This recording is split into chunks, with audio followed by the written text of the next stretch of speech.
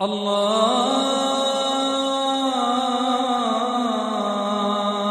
أكبر. أعوذ بالله من الشيطان الرجيم. بسم الله الرحمن الرحيم. ودخل معه السجن فتيان قال أحدهما إني أراني أعصر خمرا وقال الآخر إني أراني أحمل فوق رأسي خبزا تأكل الطير منه نبئنا بتأويله إنا نراك من المحسنين قال لا يأتيكما طعام ترزقانه إلا نبأتكما بتأويله قبل أن يأتيكما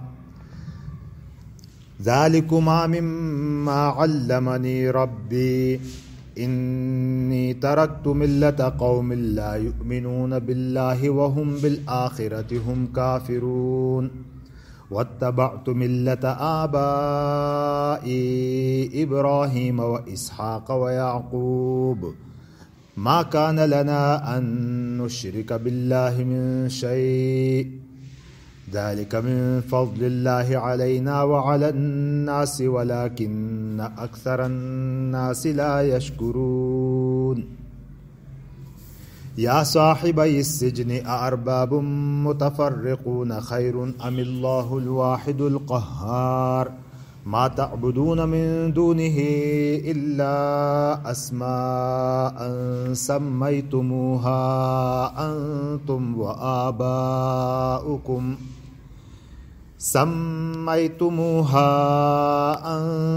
وآباؤكم ما أنزل الله بها من سلطان إن الحكم إلا لله أمر ألا تعبدوا إلا إياه ذلك الدين القيم ولكن أكثر الناس لا يعلمون صدق اللہ العظیم. بات چل رہی تھی یہ حضرت یوسف علیہ السلام کا جو اگلا مرحلہ ہے. ان کے کئی مراحل گزرے. بچپن کا مرحلہ، اس میں ضد بازی ان کے ساتھ، پھر اس کے بعد کنویں میں پھینکنے کا مسئلہ، وہاں سے پھر نکلے، پھر اس میں دربار رہے عزیز مصر کے دربار میں، اور پھر یہ ایک اگلا مرحلہ ہے جو جیل میں جانے کا ہے. تو جیل چلے گئے اور ظاہر ہے اس کے لیے حالات بنائے ہوں گے ایسے کہ ان حالات میں پھر ان کو جیل بھیج دیا گیا. اور جیل میں وَدَخَلَ مَعَهُ السِّجْنَ فَتَيَانِ، اور داخل ہوئے، دخل يدخل داخل ہونا، معه ان کے ساتھ، السجن جیل میں، فتیان دو نوجوان، دو جوان غلام، دو غلام. یہ فتیان دخلہ کا فاعل ہے، السجن مفعول فی. اور جیل میں اس کے ساتھ دو نوجوان داخل ہوئے. یہاں سے چونکہ اگلا مرحلہ شروع ہو رہا ہے تو وہ یہاں سے شروع کیا جاتا ہے. یہ سبب بھی بنتا ہے ان کی رہائی کا، پھر اور پھر ان کے آگے دنیا اور آخرت کی فراخی کا. یہاں سے یہاں تک تو صرف آزمائش ہی تھی، تربیت تھی اللہ کی طرف سے. قال احدہما، ان میں سے ایک نے کہا، ان دو جوانوں میں سے ایک نے کہا، قال احدہما تثنیہ، انی ارانی، بے شک میں، ارانی اپنے آپ کو دیکھتا ہوں.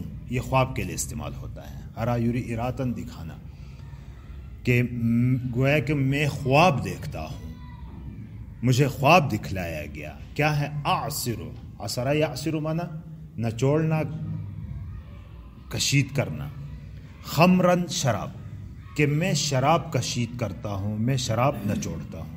خواب میں نے اپنے آپ کو ایسے دیکھا. وقال الاخر، اور دوسرے نے کہا، انی ارانی احمل فوق رأسی خبزا، میں دیکھتا ہوں اپنے آپ کو کہ اٹھائے ہوئے ہوں میں، احمل حملہ میں اٹھانا، فوق رأسی اپنے سر کے اوپر، خبزن روٹی، کہ میں نے اپنے سر کے اوپر روٹی اٹھائی ہوئی ہے. تأکل منہ الطیر، تأکل الطیر منہ، کہ جہاں سے پرندے کھاتے ہیں. یعنی نوش نوش کر پرندے کھا کے اڑا کے لے جاتے ہیں. نبئنا ہمیں بتلا دیجئے بتأویلہ اس کی تعویل. تعویل سے مراد اول تعویل کا مطلب کسی بات کی آخری نتیجے کی بات جو ہوتی ہے وہ ہوتی ہے. اس کو تعبیر بھی کہتے ہیں. تعویل کا لفظ بھی اس کے لیے استعمال ہوتا ہے. تعبیر بھی عبر یعبر تعبیراً کے معنی عبور کرنا نا, ایک سرے سے دوسرے سرے تک عبور کرنا. تو وہاں جو منزلی چیز ہے وہاں تک پہنچا جاتا ہے. تو خواب تو ایک ذہنی خاکہ ہے, تو اس کا حقیقی منظر کیا ہوگا وہ اس کا انجام ہے نا. تو اس کو تعویل بھی کہا جاتا ہے, تعبیر بھی کہا جاتا ہے. نبئنا بتأویلہ اس کی تعویل ہمیں بتا دیجئے. انا نراک من المحسنین ہم آپ کو پاتے ہیں نیکوکاروں میں سے. تو یہ جو دو بندے تھے آگے آ رہا ہے کہ یہ بادشاہ کے کوئی خاص لوگ تھے. ان کو اس جرم میں کسی جرم میں ان کو جیل میں ڈال دیا گیا تھا. کہا جاتا ہے کہ انہوں نے ایسا کیا تھا کہ کوئی زہر ملایا تھا بادشاہ کے اس میں, تو اس جرم میں ان کو جیل بھیج دیا گیا تھا, زہر دینے کی کوشش کی گئی تھی. انا نراک من المحسنین ہم آپ کو نیک کام کرنے والوں میں سے پاتے ہیں. تو اس کا مطلب یہ ہوا کہ خواب بھی کسی کو ہر ایک کو نہیں بتانا چاہیے, جو نیکوکار ہیں ان کو بتانا چاہیے. اور دوسرا یہ ہے کہ آدمی رہے بھی ایسا کہ لوگ دیکھ کر سمجھ جائیں کہ یہ اللہ والا ہے. محسنین نبی کو دیکھ کر ہی انہوں نے ان کے رویہ, ان کا اخلاق, ان کا برتاؤ, ان کا اٹھنا بیٹھنا کچھ اس انداز کا تھا. قال یوسف علیہ السلام نے فرمایا کہ لا یأتیکما طعام, لا اتا یأتی اتیان آنا, لا یأتیکما تم دونوں تک نہیں آیا ہوگا طعام کھانا, ترزقانی ہی جو تمہیں دیا جاتا ہے. ترزقانی تثنیہ کا صیغہ ہے. رزق یرزق رزقا ورزق یرزق یرزقانی ترزقون, ایسا ہے نا, ترزقانی کہ جو تجھے دیا جاتا ہے تم دونوں کو, یعنی جو کھانا تمہیں دیا جاتا ہے. میں ایسے اس کی طرف چلا گیا, صرف کی طرف. ہاں ترزق ترزقانی ترزقون, ترزقانی ہے تثنیہ کا صیغہ ہے مجہول کا. وہ کھانا جو تمہیں دیا جاتا ہے وہ تم تک پہنچا نہیں ہوگا. الا نبأتکما بتأویلہ مگر یہ کہ میں نے اس کی تعویل بتا دی ہوگی تمہیں. کیا کہنا چاہتے ہیں کہ جو تعویل ہے اس کی وہ میں اس کھانے کے تم تک پہنچنے سے پہلے بتا دوں گا. ان کو اطمینان دلایا. اب یہاں سے ایک وہ ہوتا ہے کہ دعوت دینے کا, یہاں آگے دعوت دے رہا ہے ان کو. دعوت دینے کا انداز یہ کہ اس کو بور نہ رکھا جائے, دلچسپی پیدا کی جائے اس کی, کہ بھائی جو چیز ہے جو تم پوچھ رہے ہو تمہارے مقصد کی چیز ہے وہ میں تمہیں بتا رہا ہوں ابھی. اور پھر یہ ہے کہ قبل ان یاتیکما, قبل اس کے کہ وہ تم تک پہنچے. ذالکما پھر آگے ایک اور بات بتا دی. ذالکما یہ اس لیے کہ مما من ما ان میں سے علمنی مجھے سکھلایا ہے ربی میرے رب نے. یہ میرے رب نے جو مجھے سکھایا ان میں سے ہے. گویا کہ جو تعویل میں تمہیں بتاؤں گا تو وہ تعویل اپنی طرف سے نہیں بتاؤں گا, اس کا علم مجھے اللہ نے دیا ہے. تو اور بھی دلچسپی پیدا کر دی ان میں, اور بھی ان کو اپنی بات سننے کی طرف راغب کر دیا, اس کو متوجہ کیا. اور یہاں سے ایک قسم کا اپنی نبوت کی طرف بھی دعوت ہے کہ یہ جو مجھے دیا جاتا ہے اللہ کی طرف سے دیا جاتا ہے. انی اب دعوت شروع کر دی. دعوت کا انداز پھر دیکھیں کہ اس میں یک دم یہ نہیں کہا جا رہا ہے کہ بھائی تو ہو کافر, تو ہو فلانا, تو ہمش, ایسی باتیں نہیں کہی جاتی, بلکہ فرمایا انی ترکت ملت قوم, میں لا یؤمنون باللہ, میں اس قوم کی ملت کو چھوڑ کے آیا ہوں, اس قوم کی کے دین کو چھوڑ کے آیا ہوں جو اللہ پر ایمان نہیں رکھتے. وہم بالآخرۃ ہم کافرون, اور آخرت کے ساتھ کفر ہی کرتے ہیں, اور آخرت کے ساتھ وہ کفر کرتے ہیں. اب قوم کی طرف نسبت کی تم ایسے ہو نہیں کہا، حالانکہ یہ بھی اسی قوم میں سے تھے۔ اب وہ قوم کون سی تھی؟ یا تو عزیز مصر کے گھرانے کی بات ہو رہی ہے، یا پھر بادشاہ کی، کہ بادشاہ کی جو قوم ہے مصر کی اس کی بات ہو رہی ہے۔ تو یہاں ان کو کہا کہ انی ترکت ملت قوم لا یؤمنون باللہ، میں اس قوم کی ملت دین کو چھوڑ کے آیا ہوں جو ایمان نہیں لاتے اللہ پر، وہم بالآخرۃ ہم کافرون، اور آخرت کے ساتھ وہ کفر کرتے ہیں۔ یہ تو منفی پہلو تھا کہ چھوڑ دیا۔ اختیار کیا ہے؟ واتبعت، اور میں نے پیروی کی، ملت آبائی، اپنے باپ دادوں کی دین کی۔ کون سے؟ بدل کیا ہے اس کا؟ ابراہیم و اسحاق و یعقوب، ابراہیم، اسحاق اور یعقوب علیہ السلام کی۔ تو یہاں کل بھی بتایا تھا میں نے کہ آبا اگر حق پر ہوں تو ان کی پیروی کرنی چاہیے، آبا حق پر نہ ہو تو ان کی پیروی چھوڑ دینی چاہیے۔ میرے باپ دادا ایسا کرتے تھے کہ بعض غلط رسومات کے پیچھے لگے ہوئے ہوتے ہیں، خود بھی گناہ گار ہوتے ہیں، اس گناہ کا اثر اپنے ماں باپ تک بھی پہنچا رہے ہوتے ہیں کہ میرے باپ باپ نے بھی ایسا کیا تھا۔ لیکن اگر حق پر ہیں تو ان کی پیروی کرنی ہے۔ ما کان لنا، نہیں ہے ہمارے لیے، یعنی ہمارا حق یہ نہیں ہے کہ ان نشرک باللہ من شیء، کہ ہم شرک کریں اللہ کے ساتھ کچھ بھی، ان نشرک کہ ہم شریک ٹھہرائیں، باللہ اللہ کے ساتھ، من شیء کسی چیز میں سے بھی، یعنی کچھ بھی ہم شریک اللہ کے ساتھ کریں یہ ہمارے لیے حق نہیں ہے۔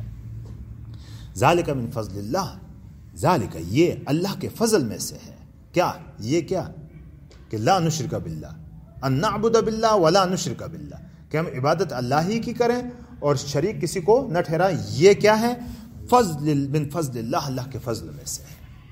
ولیکن وعلی الناس، صرف ہمارے اوپر ہی نہیں، وعلی الناس، اور لوگوں کے اوپر بھی۔ گویا کہ توحید اللہ کی، صرف یکتا ماننا اللہ کو اور ایک اللہ کی عبادت کرنا اللہ کے فضل میں سے ہے تمام انسانیت کے اوپر۔ ولیکن اکثر الناس لا یشکرون، لیکن اکثر لوگ اس پر شکر ادا نہیں کرتے۔ ناشکری کیا ہے کہ اس کو چھوڑ دیتے ہیں۔ کہ ایک اللہ کو جب مانیں گے جو کہ عقل بھی مانتی ہے کہ ایک ہی ہونا چاہیے، اس اللہ کو مانیں گے تو بہت ساری عبادتوں سے بچ جائیں گے، ورنہ تو در در کی عبادتیں کرنی پڑتی ہیں، پھر تو در در کی عبادتیں کرنی پڑتی ہیں۔ وہ ایک سجدہ جسے تو گراں سمجھتا ہے، انسان کو 1000 سجدوں سے دیتا ہے نجات۔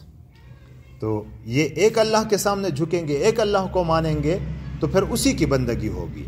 اگر اس کو نہیں مانیں گے تو پھر سب کی ماننی پڑے گی، ہر ایک کے بندے بن جائیں گے۔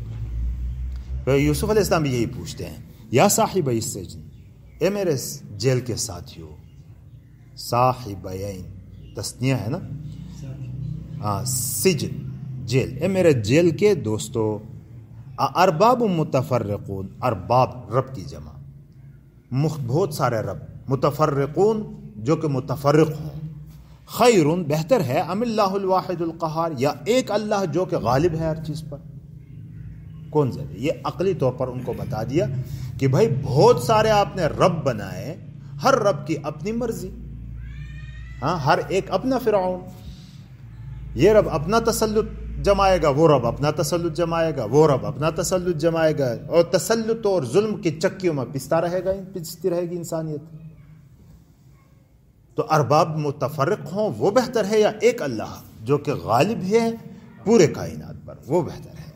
ان کو ذہنی فکری دعوت دی، ان کو یہاں تک ان کو مخاطب ایسا نہیں کیا، یعنی آہستہ آہستہ آ رہے ہیں ان کو ان کی طرف۔ پھر فرمایا کہ ما تعبدون، جو تم عبادت کرتے ہو، من دونہ، اس کے سوا، ما تعبدون، نہیں عبادت کرتے تم اس کے سوا، الا مگر اسماء، نام ہے، سمیتموہا، تم نے ان کا نام رکھا ہے، وہ آباؤکم، اور تمہارے باپ دادا نے، یعنی فرضی چیزیں ہیں، انتم و آباؤکم سمیتموہا، کہ ان کو ان کا نام دیا ہے تم نے اور تمہارے باپ دادا نے۔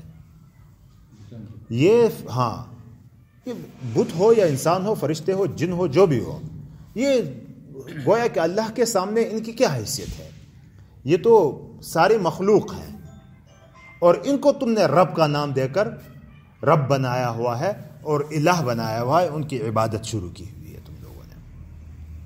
ما تعبدون من دونہ الا اسماء سمیتموہا انتم و آباؤکم، تم خلاصہ اس کا یہ ہے کہ تم فرضی چیزوں کے پیچھے لگے ہوئے ہو، باپ دادا نے کہہ دیا تھا اب تم بھی وہی کر رہے ہو اور ان کی عبادتوں میں لگے ہوئے ہو۔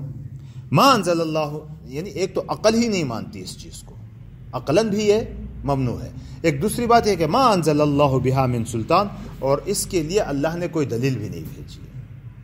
تمہاری عقل مانتی ہے کہ ایک سے زیادہ اللہ ہو، اس کے اوپر بات پہلے ہو چکی ہے سورت کے شروع میں، اور ایک تو عقل نہیں مانتی، اور دوسرا یہ ہے کہ نقل بھی نہیں ہے کہ اللہ کی طرف سے کہہ دیا گیا ہو کہ اس کی عبادت کرو، نہ عقل مانتی ہے نہ نقل مانتی ہے۔ تو ان الحکم الا للہ، حاکمیت صرف اللہ کی ہے، حکم اقتدار صرف اللہ کا ہے۔ ہمارے آئین میں بھی لکھا ہے نا، اقتدار اعلیٰ صرف اللہ کو حاصل ہے، ساورنٹی کسی اور کی نہیں ہے، صرف اللہ کی ہے۔ امر اللہ تعبدوا الا ایاہ، اس نے حکم دیا ہے کہ لا تعبدوا، ان لا تعبدوا، کہ تم عبادت مت کرو، الا ایاہ، مگر اسی کی، اور اس نے حکم دیا کہ اس کے سوا کسی کی عبادت نہ کرو، محاورتی ترجمہ، اور اس نے حکم دیا کہ اس کے سوا کسی کی عبادت نہ کرو۔ ذالک الدین القیم، یہی سیدھا دین ہے، یہی مضبوط دین ہے۔ ولیکن اکثر الناس لا یعلمون، لیکن اکثر لوگ جانتے نہیں ہیں۔ یہ دعوت دے دی ان لوگوں کو، اسے نرم انداز سے آئے اور آخر میں ان کے سارے عقائد کا بتلان کر